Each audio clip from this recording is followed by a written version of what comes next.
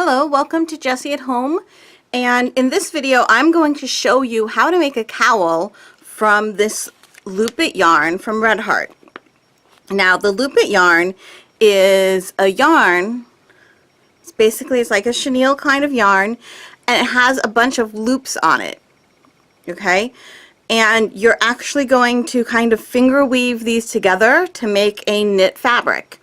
So you don't use knitting needles, you don't use a crochet hook, you just use your fingers. There's no tools required to make this. The first thing I want to show you is the gauge of this yarn. So here we have the gauge. And normally when you see these gauge symbols in the middle, there's either a crochet hook and it tells you what the gauge is for crocheting, or there's knitting needles and it tells you what the gauge is for knitting. And in this case, there's a picture of a hand because you don't use crochet hooks or knitting needles. You use your hands to make these. And there are 5 stitches and 5 rows in every 4 inches. For the purposes of this cowl, the really important thing is that there's 5 stitches per row. And 5 stitches, sorry, not per row, 5 stitches per 4 inches. So in order to do our math, we divide 5 by 4 and we find out there's 1.25 stitches in every inch. Now I want my cowl to be 24 inches or 26 inches around. You'll find when we work this up, what you'll see is that there's not as much stretch across the rows as there is in traditional knitting. So you're going to have to make the cowl big enough that it'll go over your head at whatever size it is. You know, with traditional knitting, you can kind of pull things over your head because they stretch this way across the rows or the rounds. That's not going to happen so much with this. So if your head is 24 inches around, you need to have a cowl that's at least 24 inches if you want to get it on. So I'm going with 26 inches around, and since we said there are 1.25 stitches per every inch, I have to take 26 times 1.25 and I get 32.5. So I'm going to round that up to 33, and I know that I need 33 stitches in my round. So what does that mean? Well, we're going to take our yarn, and the first thing we're going to do is you look at this and you see that its end is just a loop, right? And the loop is decently tight, but if you give it a yank, you can sometimes separate that first loop. Okay, so you want to separate the first loop, and you also want to separate the second loop. You want to have an end to weave in. The first loop might come when you give it a tug, and you can probably tug really hard and get the second one, but you might also just break your yarn. So what I recommend doing is actually kind of pulling apart right at the center of the loop, and you'll be able to see here. I mean, you can feel it, but I want you to see it too. There you go. You can see there's just there's some threads that hold the loop together. And that's what you're going to cut, or those threads holding the loop together. So now you have your first 2 loops opened up, okay? Now we said we want 33 stitches in our first round. So we're going to use a removable stitch marker, or a safety pin, or a bobby pin, whatever, just something that's going to be able to go around your yarn. And we want to count out 33 of these little guys, of these loops. 1, 2, 3, 4, 5, 6, 7, 8, 9, 10, 11, 12, 13, 14, 15, 16, 17, 18, 19, 20, 21, 22, 23, 24, 25, 26, 27, 28, 29, 30, 31, 32, 33. So here is loop number 33, and between loops number 33 and loop number 34, I'm going to place my removable stitch marker. And that way I know that's where my first round ends. Okay? Now, the next step is to make a circle.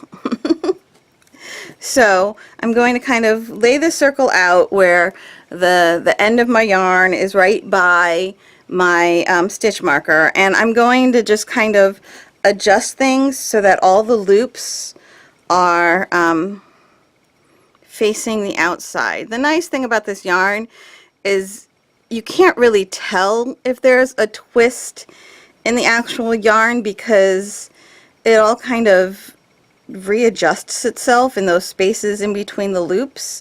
You know, so you just kind of point everything out and make sure it will lay flat like that. You know, do whatever you need to do to get it to lay flat so that all of your loops are pointing to the outside.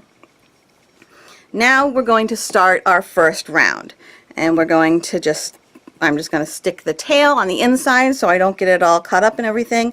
This was loop number 33.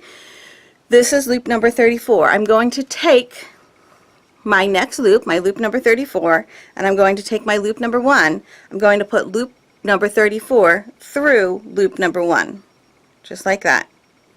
Okay? And you can see I've kind of made a little knit stitch. Now I'm going to take the next loop on the yarn end, the working end of my yarn, and I'm going to put it through the next loop on my cowl. And I'm going to take the next loop on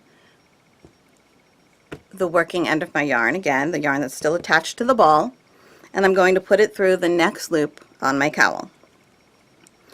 And I'm going to continue doing that. I'm going to go all the way around, and when I get back to here, I'm once again going to make sure that everything is lying this way, and then I'm going to keep going. I'm going to pull the next loop. Once I'm all the way to here, I'm just going to pull the next loop through here, the next loop through here, and so on, around and around and around. You just want to make sure that once you've made your first trip around, that you haven't added any twists. So you want to kind of lay it out like this one more time before you start your second round to make sure you haven't added any twists into your yarn. And if there's a twist, you'll be able to untwist it. You won't have to go back and yank and pull anything out. You just want to lay it flat, untwist any twists that you have, and keep going. Once you've gotten that second round done, it's going to be really easy. It's not going to twist up on you.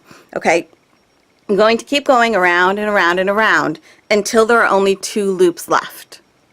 So go ahead and do that. Go all the way around and around and around until there's only 2 loops left. I'm going to do that as well, and I'm going to come back here when I have 2 loops left and show you how to finish this off. Hello, welcome back. And as you can see, that didn't take very long. My entire cowl start to finish I can make in half an hour, which is just wonderful. I love it.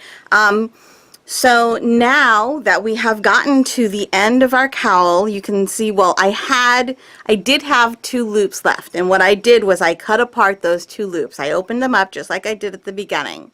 So when you have those 2 loops left, you just want to cut them open like you did at the beginning. And now here is the last loop that I worked. And I want to show you something. This is where the last loop that I worked is, and yet here is where I started. So I actually did a little bit more than, like, I didn't end exactly at the end of a round. I just kept going.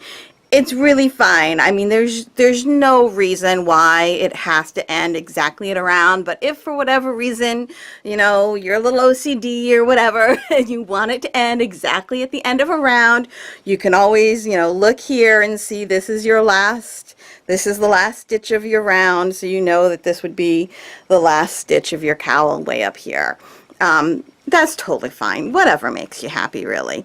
Okay, so once you have your last stitch done, you can see this is my last stitch. What you want to do is you want to take the next stitch here that you would have been working into with the next loop if you had one. You want to take that next stitch and you want to put it through the last one that you made. Okay? Now you're going to take the next stitch and put it through this one. Going to take your next stitch and put it through this one.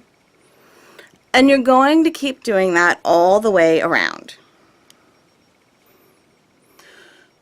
Okay, so you can see I've gone all the way around, and in the end I have this one loop left and I don't have any more loops to go through. Well, that's when you take your ending tail, you pull it through that loop, and that's going to kind of fasten things off. Now what you need to do is weave in both ends. You can weave in these ends using your fingers, because there's an end here and then there's of course an end here, and obviously you can take off your stitch marker at this point. And these ends you can weave in using your fingers and just kind of weave them in and out a few times or whatever. And then absolutely no tools are required to complete this project. Or if you would like, you can always use a wide-eyed yarn needle, or you can use a crochet hook, you know, whatever works for you. But you can certainly weave these ends in using your fingers and everything would be fine. And like I said, that way absolutely no tools are required with that. So here we have this really nice, it's a very wide cowl.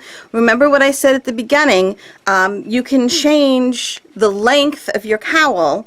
All you have to do is figure out how long you want it, so how many inches around you want, and multiply that number by 1.25, because there's 1.25 stitches in every inch. You need to remember that it does not stretch. See, I'm yanking on this, it's not stretching, okay? It will not stretch, so it has to be bigger around than the head of the person who is wearing it in order for them to put it on. Keep that in mind if you want to go any smaller. I mean, if you're making a child size one, then going smaller is fine. If you're making an adult size one, I really don't recommend going smaller than 26 inches. But you know, it's totally up to you. Just remember, it's not going to stretch. If you make it smaller, obviously it's going to be wider if you're only using one skein. If you make it longer, it is obviously going to be thinner if you're only using one skein. If you want a really long cowl, it might be decently thin, but if you want the really long cowl and you still want it thick, just get yourself a second skein of yarn. It's not a big deal. When you go to add it on, what I recommend doing is stopping your first skein when there's about 2 loops left, opening those 2 up, start your new skein, open up the first 2 loops, and then just keep going around and around, and then in the end you'll have those 2 little tails that you'll have to weave in. But it's really very simple to just add on a new skein of yarn if you want to make a longer cowl and still keep it wide. Alright, so that is how you make this nifty little half-an-hour cowl. I hope you found that helpful, and I hope it keeps you nice and warm this winter. Thank you.